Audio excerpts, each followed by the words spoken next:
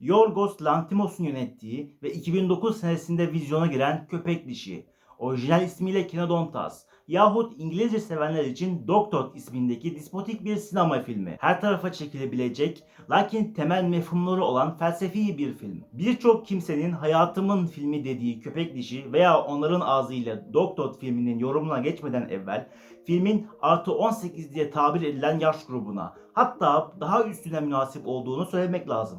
Dahası bu incelemede spoilerlardan kaçınsam da bazen kaçabilir. Lakin aşırı ayrıntılardan bahsetmeyeceğim. Son olarak filmde rahatsız edici bir şiddetin ve çıplaklığın mevcudiyetini haber etmek isterim. Film birçok yönden sizi rahatsız edebilir. Filmde mekan genel olarak ailenin yaşadığı büyük bahçeli, havuzlu, yüksek çitleri bulunan güzel bir ev. Bu ev sizin aileniz, beyniniz yahut devletiniz olabilir. Bunun yerine tayin etmek işi size kalıyor. Bu evden dışarı sadece baba çıkıyor. O giriyor. Kendisi bir fabrikada çalışıyor. Fabrika filmde devamlı göz önünde bulunduruluyor. Baba otorite sahibi. Aile içeride emniyette. Dışarıya sadece araba ile gidilebilir. Evde gençlik çağında bir oğlan, iki kız ve babanın haricinde bir anne var. Baba ve anne her şeyin farkında. Lakin çocuklarını dış dünyadan kopuk bir şekilde yetiştiriyor. Dış dünyanın gerçeklerini ya hiç bildirmiyor yahut yanlış bir şekilde öğretiyorlar. Mesela oğlanın babası tarafından kendisiyle cinsi münasebette bulunması için istikrarlı olarak ayarlanan ve fabrikada güvenlik görevlisi olan bir kadın var. Dahası yalnızca onun isminin ne olduğunu filmde biliyoruz. Oğlan ondan zombi kelimesini duyuyor ve bunun ne demek olduğunu daha sonra annesine soruyor. Annesi de sarı bir çiçektir cevabını veriyor. Hatta oğlan bahçede sarı bir çiçek gördüğü zaman ona zombi şekilde hitap ediyor. Bu hal filmde neredeyse her şeyde mevcut. Varlıklar farklı öğretiliyor. Gerçekler çarpıtırılıyor. Lakin anne babanın bu davranışlarında menfi bir niyet yok. Tamamen onları korumak için bunu yapıyorlar. Fakat bu çok defa abartılıyor ve iyi niyet olmaktan çıkıyor. Mesela baba bir akşam yemeği irtesinde çocuklara dedelerinin söylediği bir şarkı dediği İngilizce bir şarkı açıyor ve bunu tamamen farklı bir şekilde kendi kafasına göre çocuklarına tercüme ediyor. Bir gün oğlan bahçede ilk defa gördüğünü düşündüğüm bir kedi görüyor ve onu büyük bir makasla öldürüyor.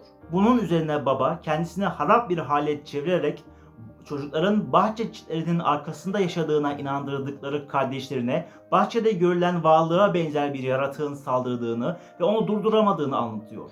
Bu varlığın isminin kedi olduğunu ve çok tehlikeli olduğunu söylüyor. Bakınız burada mecaz şudur. İşlenen bir suçu haklı çıkarmak. Çok defa bunu yapmıyor muyuz? Kendimizi böyle kandırmıyor muyuz? Bahçeden çıkmak yani dış dünyaya hazır olmak alameti ise çocukların köpek dişinin düşmesidir. Bunun normal olarak belki bir defadan sonra gerçekleşmesi mümkün değildir. Burada hürriyet bir dişe bağlanmış. Onu kırar iseniz belki tamamen hür olmayacaksınız. Fakat hürriyet fikrine sahip olacak ve sizi manen zincirlere bağlayan fikirlerden kurtulacaksınız. Bir başka husus filmde çocuklar adeta köpek gibi yetiştiriliyor. Öyle ki çok defa filmde onların havladığını görürsünüz. Burada bizi biz yapanın nasıl yetiştirilmiş olduğumuza işaret ediliyor. Kurulan bu düzen öylesine kuruluyor ki bunun için rezillik dahi ortaya çıkabiliyor. Bu rezilliği burada söylemeyecek, filmi seyretmeyen veya seyretmek de istemeyenlere bunu düşündürmeyeceğim. Lakin film bu rezilliğin irtesinde final yapıyor. Sonu ise bir hadise olarak bir yere bağlanmıyor. Düşünelim. Birçok yönden içinde bulunduğumuz vaziyet bu düşünceye sirayet edecek. Büyük bir bahçeniz var ve yüksek çitlerle korunuyor. İçinde hürüz. Dışarısı tehlikeli. Bildiğimiz ve yaptığımız şeylerde ya kandırılıyoruz ya da kendimizi kandırıyoruz. Yetiştirildiğimiz yahut kendimiz yetiştirdiğimiz gibiyiz. Fakat bizi yetiştirenlerin bir art niyeti yok. İstedikleri bizi korumak. Lakin ya biz öyle zannediyoruz ya da onlar öyle zannediyor. Ya her ikisi de yanlış. Değişmek, tehlikeye hazır olmak için köpek dişimizin düşmesi gerek. İstemekle düşer mi? Çok istersek evet. Filmde tam bunu yapıyor. Taraf tutmuyor.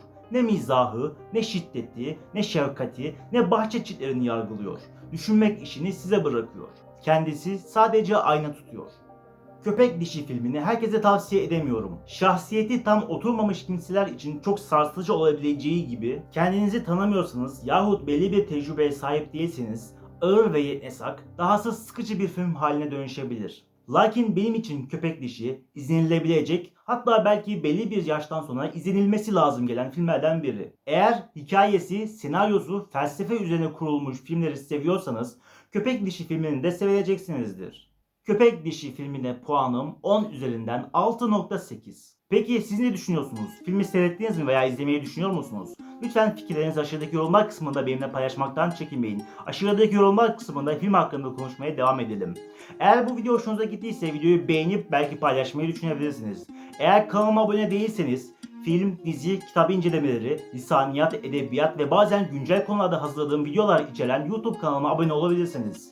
Bir sonraki videoda görüşene dek kendinize çok iyi bakın, hoşça kalın.